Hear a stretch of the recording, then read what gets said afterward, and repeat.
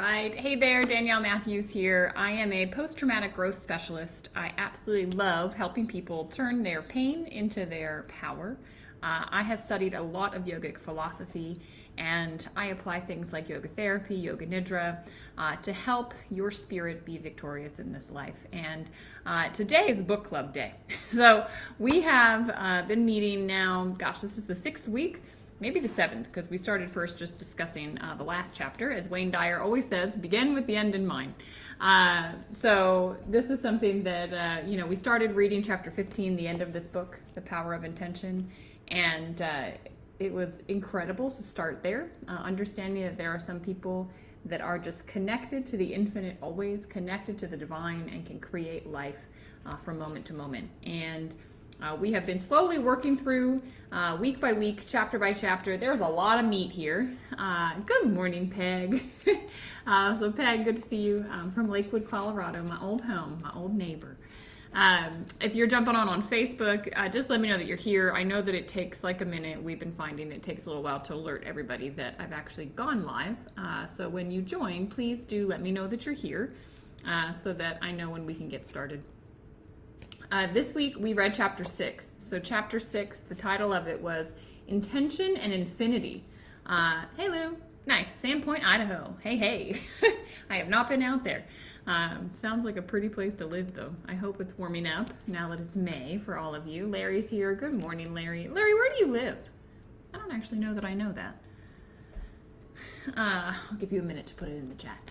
But yeah, it's nice to share where you guys are actually living, because I think we have some people from Denmark that join us and all over. So this book club has been a ton of fun, and I'm grateful to each of you for being here. And I always want to dive right in because we get a half hour together and this like flies by. So, oh, Charlotte, North Carolina, of course. Okay, there you go. All right, so that's what we're gonna do. We're on chapter 6. I read this one a couple of times. I swear, it's like I highlight, I got sticky notes all over this thing. Like this book is well read. It's earmarked. I mean, it's like crazy. I probably should get highlighters. Probably make a difference. Peg says Sandpoint is gorgeous, Lou, just so you know. She's over on Instagram. I wanted to put that. And then we've got Loman, Idaho on here. So 2 folks from Idaho. Nice. I don't know how far Loman is from Sandpoint, but you guys are both in the great state of Idaho. So let's jump in. How did you guys like this? We have infinity. We do, Peg. It's true. We are infinity. We have it.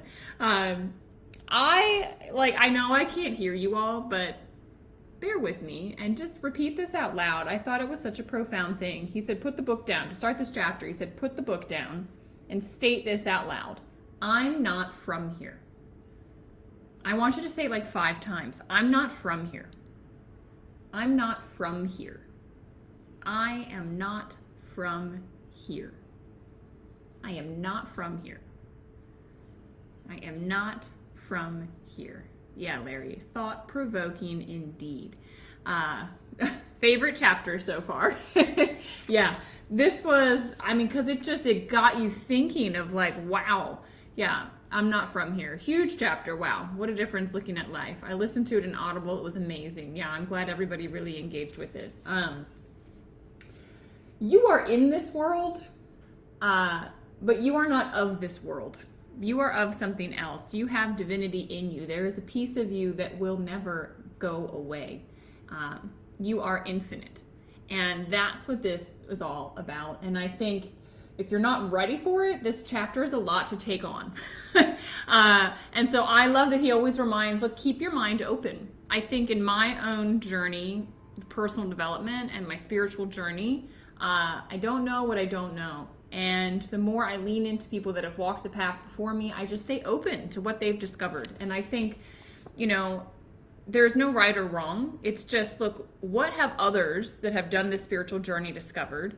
And then does it resonate? Does that feel right to you? Like there's an inner knowing. When you say that, how many of you put a 1 if you're like, that resonated? When I said that out loud, it was like, finally, this mind of mine is realizing I'm not from here. Or maybe put a 2 if it didn't resonate. If you're like, no, I thought this was like a silly way to start the book and what the heck is he talking about?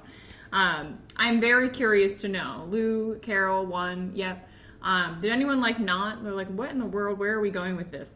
I know now I'm more open to this idea, but before I'd have been like, what in the heck is he talking about? Of course I'm from here. I was born in Virginia. I am from Virginia. Now I get it. There's an essence to me. Ron says, I'm distracted. I'll try to focus. You can always come back, Ron, if you can't. So a different way to think, Larry. Yep, Marie says one. Absolutely. Absolutely. All right. So in this, I kind of underlined a couple things that I thought would be helpful to just repeat before we like dive into the meat of this. He says your ability to connect to the eternal, right, to the divine, and to live in the here and now will determine your staying connected to intention. And he reminds us that if life is infinite, then this is not life. And this was like the crux of the chapter, right? To understand that you're not from here. It's almost like realizing that this is the dream. And one day we will wake up from the dream. And we wake up when this body, this physical body, no longer exists. It's had its lifetime. But I had a spiritual teacher say to me one time, Danielle, you are the content, you get identified with the contents of the container, but you're actually the container. Like you are the thing that is there before, during, and after every thought, every emotion, everything. But so much of us, like we identify with the contents of our container. Is this making sense to people? And realizing that no, you are the container, you are the sky, you're the capacity to hold everything. And then when you realize, wow, the body is a content in the container, the physical body. You were actually there before this body, you're here during this body's existence, you will be there after, right? It changes your perspective. And that's what he was trying to get us to do in this. He says, look, if life is infinite, then this is not life because this ends. This physical body is not getting out of here alive. The body is a learning suit for this earth time. Well said, Peg. I love it. And, I think on 113, this chapter that this paragraph, I'm going to read it because I think this, again, we just have to like really sink into this. So while we're in this finite world of earth, of beginnings and endings, the power of intention maintains its infinite nature because it is eternal. Anything you experience as other than eternal is simply not life. It is an illusion created by your ego, which strives to maintain a separate address and identity from its infinite source. This shift towards seeing yourself as an infinite spiritual being, having a human experience, rather than the reverse being a human being having the occasional spiritual experience, is loaded with fear for most people. And I urge you to look at those fears and face them directly now. I am curious. It makes more sense this way. Good, Charlotte. I'm glad we're helping make sense of this. It makes sense of this whole life because it can be confusing. What are we doing here? The way I look at this, so take this or leave it, like if it works for you, I look at infinity, the infinite, what he calls intention, source, the divine, right, whatever, eternity, as an ocean. It's the ocean. And then we come into expression as the wave. Why? Because we want to experience ourselves. We want to experience what love is and what hate is, what pain is and what pleasure is. Because when you're the infinite, you can't actually experience any of it. You're just there. But now we come into expression. So we come into, as Peg said, this earth suit. There's learning suit on earth. And we start to navigate this world of form. But it's finite. And the whole point is to remember our essence. Right? This is a teaching of yogis, which I love. They spent thousands of years studying this stuff. And they say, look, the purpose of this life is to come here and learn and experience so that we can come back and realize our true essence, so we can experience being divine. It's a lot to wrap your head around. But we get so distracted in this world by our ego, by our mind, that we live in the finite space. We get absorbed with fear because the ego operates with fear. And the ego, it's not bad. I mean, the ego serves us. We need it. We would have to like relearn how to drive and relearn how to walk and relearn all this stuff every single day if we didn't have our ego. But it also gets programmed incorrectly sometimes. And it keeps us in fear sometimes. So this, what he's saying, you know, if you can't accept that you're a spiritual being having a human experience, what are you scared of? And I think for me, when I sat and really thought about this, and please put in the chat if you really thought about this question, but I was like, you know, it's the unknown. Well, if I'm not this, if I'm not Danielle, what I look in the mirror and see, well then who in the heck am I? And where did I come from? And where am I going after this? And what am I doing here? Right? Like these are the questions that start to come, and they feel so unknown. And so to me, oops, did I move things? Oh no, we're still good on Facebook. So to me, it's that unknown piece that is likely probably scariest for most people. And one thing he says, our death is unimaginable, so we simply deny it and live our lives as if we weren't going to die. That is your ego. Your ego is so incredible that it literally makes you think death is not for me. It's for everyone else. I'm not even going to think about it. And when we're forced to, like for me after my car accident, it was a huge wake-up call. Like, I could have died. Tomorrow is not guaranteed. When you sit with that and you realize you're here by a thread, and the ego is trying to help you stay safe and not contemplate your death, but the reality is we, in this physical, you know, as Peg says, in our learning suit, we are here to discover and to learn and to reconnect. So, okay, Marie says, it's interesting that you say that because we just watched a movie yesterday about the ocean and waves. Oh, nice. And John said, it is all about the waves of life and the coming and going of things in our life. Things happen, good and bad, but it is all, oop, wait, something happened, it moved. But it is all there to serve us, teach us, and to be grateful and to keep going. Yeah, I have this yin yang here. Why? Oops, hello. Okay, those come out, so we'll just leave those out. But this is it. Here's the deal. There's good and bad in life, right? And what happens, the problem is that we forget that one flows into the other. And like this is what always happens. The problem is we have preference. We like the good and we don't like the bad. And then we get into duality where we have preference. We choose this. And when we do that, when this occurs, we have a problem with it. But if you just come back and you realize, no, the law of polarity is real. Everything will swing equal and opposite. Right? That's what this earth is all about. It is about experiencing both, because when you can experience pain, you can appreciate pleasure more. And I've got this behind me. For those of you on Instagram, you can kind of see it. Let me move. Okay. You know, this is the yin yang also. Why? In the dark times, this is when the roots get laid. Like this is when you do the inner work. This is when your foundation gets strong. And then in the good times, you can expand, you can express. All of that happens. But you have to remember, it's all one. You can't have one without the other. You're never going to have great times that you can really express if you haven't done the inner work. And if you don't do the inner work, you're never going to have the great expressive times. All right, so I hope that visual helps. I have these things all over the house because that is what makes it make the most sense for me. Peg says, I agree. We are the wave. We are the mist. We are the drop in the ocean. And we are, in fact, the ocean. Ultimately, the universe, the galaxies. Exactly. Love that yin yang tree. Hey, Bob Simon. Good to see you. Good to see you. All right. So that's where, you know, we kind of can get ourselves, like, get our feet wet in this chapter. And on page 115, he talks about, look, spirit is present in its entirety everywhere, which includes you. As Peg just said, you are spirit. You are it. It's your source. You are it. God is the mind through which you think and exist. It's always connected to you, even if you don't believe in it. Isn't that beautiful? It is there no matter what. The yin yang tree. Yeah, people like it. I know. I'm a big fan of that. Lou says, love your explanation. Was loving your new art piece for the past couple weeks. Yeah, and now you know why I got it. Because it is a constant. I saw that and I went, that's it. Like, that's life. Right there. Summed up. And like a tree, you can't just have the beautiful tree that we see above ground without the roots underneath, right? You got to have the dark and the light.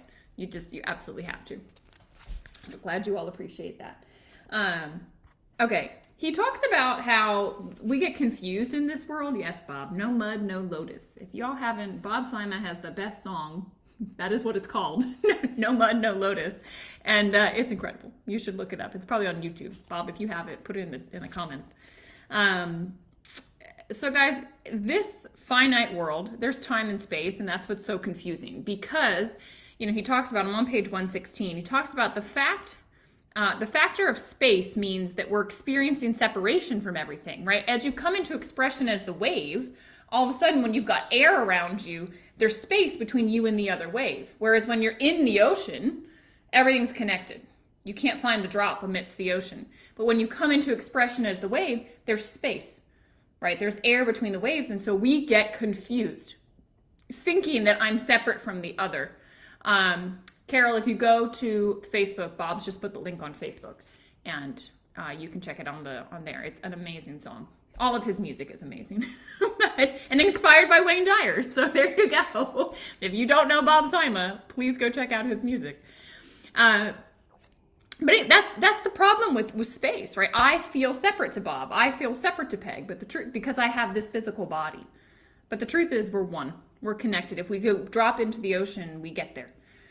And the other piece that is confusing in this space-time continuum Earth is time. Everything that has happened is separate from what's happening now. So we can't know the future, and the past is lost to us, and so we get confused, right? On Earth, time exists. Elsewhere, it doesn't. And you're welcome, Bob. I will forever love your music. And Peg says hi. She's over on Instagram.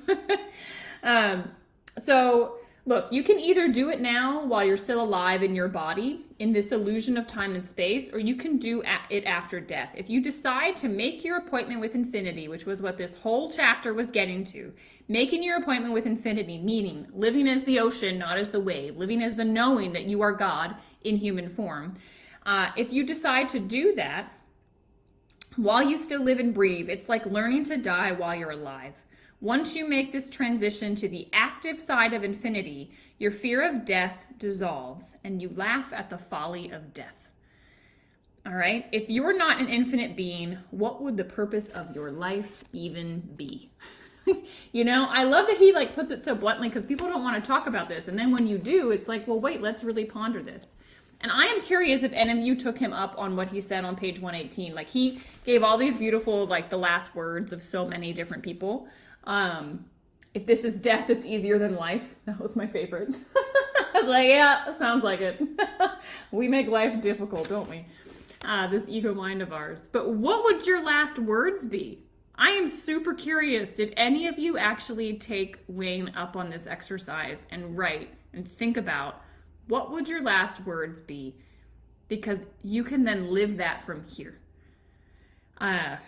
I was playing around with it. This is not the most profound thing that's ever come out of me, but I wrote, my ego is gone and divinity awaits. If I'm thinking about death, the ego is gone and my divinity awaits. It's right there. And if I can live now with that, my ego being gone and my divinity just waiting, it's just been sitting here hey, when you're ready to see me, see me. Charlotte's words are love always. Yes, the divine is love. Beautiful. That's one of the faces, right, of intention, as we know. Peg said, the difference this chapter made was in my perception, with my perception was quantum. Lovely. Yeah, that was the goal of this book club, was big shifts. So he talks about if you can do that, right? If you can live where we've released identity with the ego, or we're living as the infinite, source that we are, he says that there are things that will happen when you live in this active state versus the inactive state, when you wake up, or if you still are in the dream. Okay, and so we're going to take some time to talk about this. Any of these pieces that really hit it for you, please put in the chat. Yes, Peg. All right, a sense of destiny. Your connection to intention will no longer be thought of as an option, but as a calling that you must heed. The inactive side of infinity leads you to see life as chaotic, purposeless, and meaningless, while you position on the active side of infinity leads you to fulfill a destiny that you feel deep within you. How many of you have that sense, this inkling that there's more, that you came here for a reason, that there is purpose to this life? I know I've always had it. There's been this inner almost gnawing, and it gets louder and louder and louder. It's you got to pay attention to it. He had quotes. Charlotte feels it. Yeah. Did you guys see what I put in Telegram? The poem here, Rumi's poem, and then Wayne's like words like, well, if you were to live on the opposite side of what Rumi is saying, I was like, whoa, because the inactive side of life, right? He says, if you're living, well, Rumi, I'll read the good one first. You were born with potential. You were born with goodness and trust. You were born with ideals and dreams. You were born with greatness. You were born with wings. You are not meant for crawling, so don't. You have wings. Learn to use them and fly. How many of you does that hit your soul and your soul says, yes? Like your internal intuitive knowing says, yes, I see hearts flying. Yeah. Yeah. Now flip it. If you didn't believe in this, if you lived as if you were ego, you are an accident of nature. You are subject to the laws of luck and chance. You can be pushed around easily. Your dreams are meaningless. You were meant to live an ordinary life. You have no wings, so forget about flying. Stay grounded. How wild. Can you imagine? Like, your mind is what it does to you. If you wrote down some of the things that your ego said to you on a daily basis, it is trying to keep you in that camp, which is, it feels yucky, right? It feels so yucky. You would be so unhappy all of the time. You would be. And how many people are? Because they don't realize. They don't realize. So if you realize this, you start living from this space, people will ask you what it is that you're doing. And you can tell them. He says, when you live in this space, you live with the sense of the possible. A sense of the possible grows in the fertile terrain on the active side of infinity. You ask questions like, why not? Anything is possible. I remember when I started my ASEA business, the probability of success in a network marketing business is very low.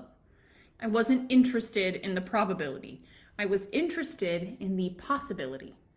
Is it possible to live a life where all I do is help people on a daily basis get better, physically, mentally, emotionally, spiritually? Is it possible? And I thought, it is possible by aligning myself with ASEA. And 8 years on, it's what's been created. And people say now, you're so lucky. No, it's not luck. I saw it. I saw the possibility. And I know many of you have too. I know so many of you through ASEA. Living on the active side of infinity, aligning with your divine, knowing you are a spiritual being will bring you a sense of awe. When you're in a state of awe, you're in a persistent state of gratitude. Perhaps the surest way to happiness and fulfillment in life is to thank and praise your source for everything that happens to you. Then, even when a calamity arises, you can be assured that you'll turn it into a blessing. I have a friend of mine, deeply spiritual. Her conscious level of awareness is higher than mine. And she always gets excited when things go wrong. When she starts to see that, I thought we were playing in this space, but now like darkness is descending. She says she always gets excited because she knows the flow. When we go into this side where there is a calamity, where there are challenges, where there's stuff that doesn't make sense, where I'm having to get surgery and I don't want it, whatever it might be, just know that beautiful things are opening, right? Because it's all divine. Everything should be awe-inspiring. And so if you hold that space, you know it's going to open up into something beautiful. It's just not what your mind expected.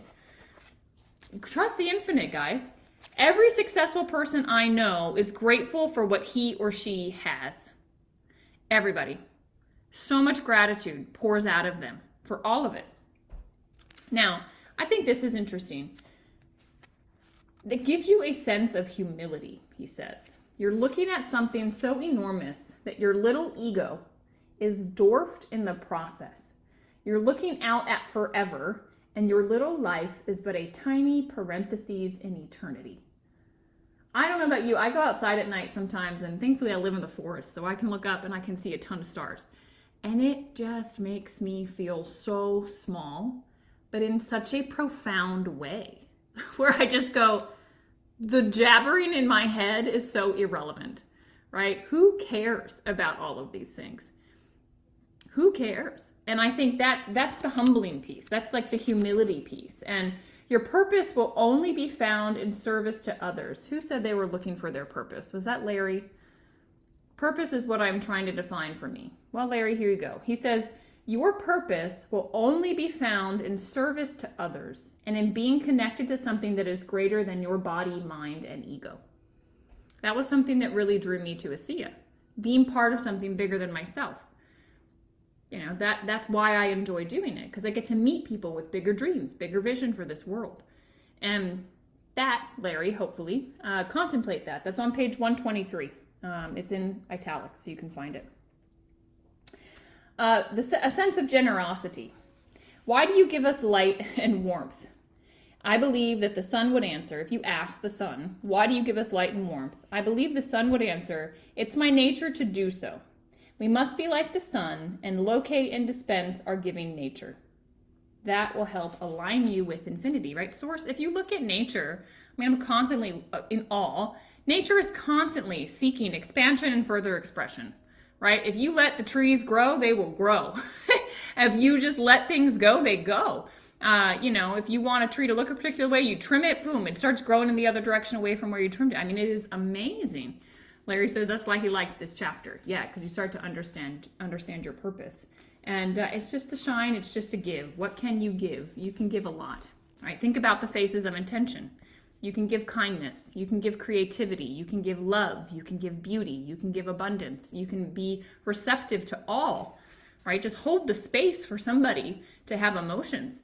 All of that is part of getting in touch with the divine. The power of intention is paradoxically experienced through what you're willing to give to others. So as you give, you experience it more. I think that is a fascinating thing. And this quote I loved. I've heard it said about nature that trees bend low with ripened fruit. Think about that. Clouds hang down with gentle rain. Noble men bow graciously. This is the way of generous things. Make giving a way of life. It is, after all, what source and nature do eternally. I just thought that was so beautiful. I never thought about it's always giving. Like nature is always giving. Rain, fruit, I mean, it's just amazing.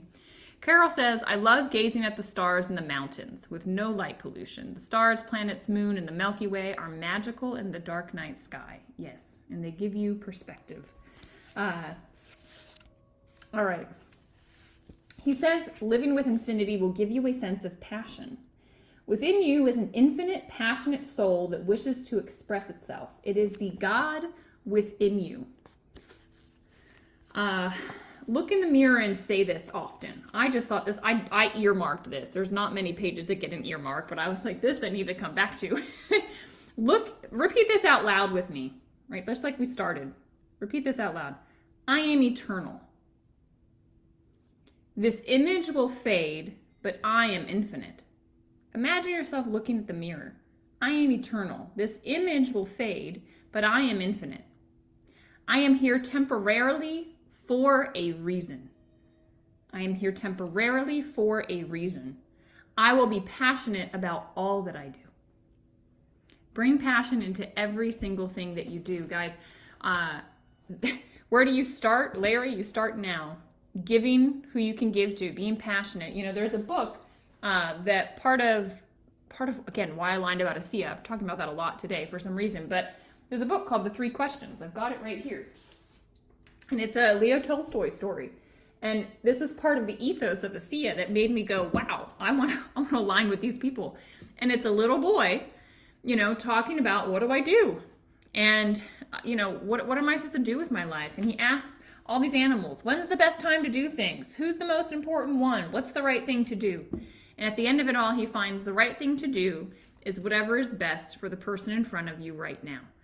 All right? Your purpose, Larry, is to give and to bring a passionate giving to the people in front of you right now.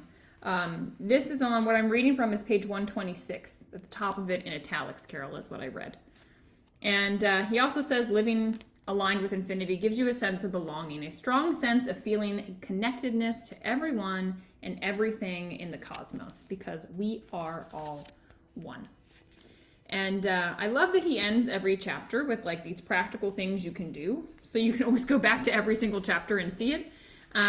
But he says at the end here, I really enjoyed, he said, you can not only communicate with and feel the presence of those who've crossed over, you yourself can die while you're alive and rid yourself now of these shadows and darkness by living in the active side of infinity.